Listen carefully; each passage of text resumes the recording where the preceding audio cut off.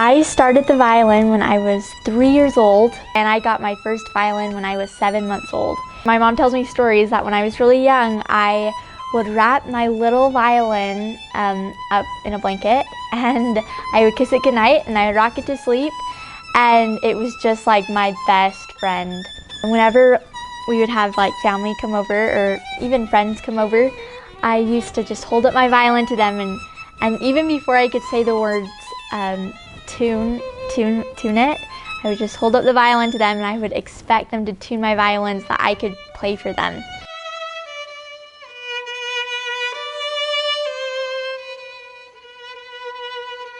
Well, every year I've auditioned for this. It gets better and it gets easier because I've done it. I remember auditioning on the third movement of the Mendelssohn. Actually, it might have been the first movement. I think I auditioned with this when I was 12, and I remember hearing someone else play it, and I remember listening to the octaves, and I was thinking, oh, how does this person play it?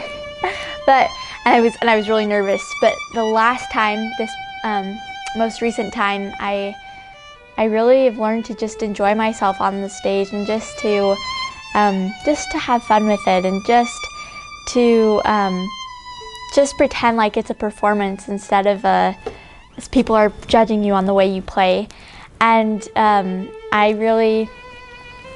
wasn't nervous this last time, and I enjoyed listening to other people play. And I am really excited because I also get to play with my sister Eliza in a trio, and with our good friend Sarah Kendall.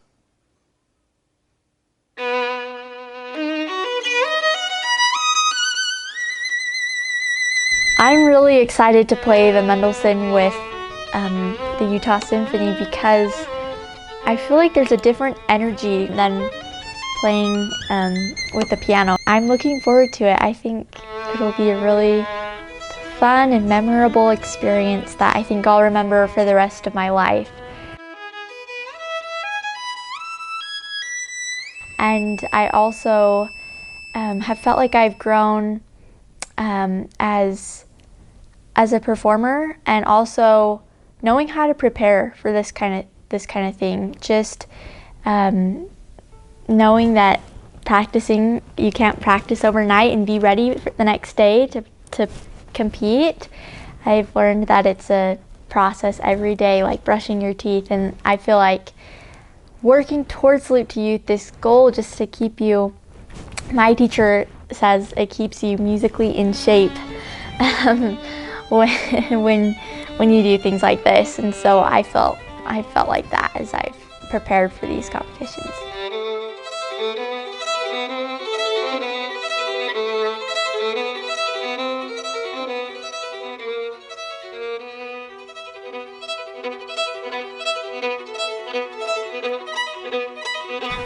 So something that I would love to do would be to maybe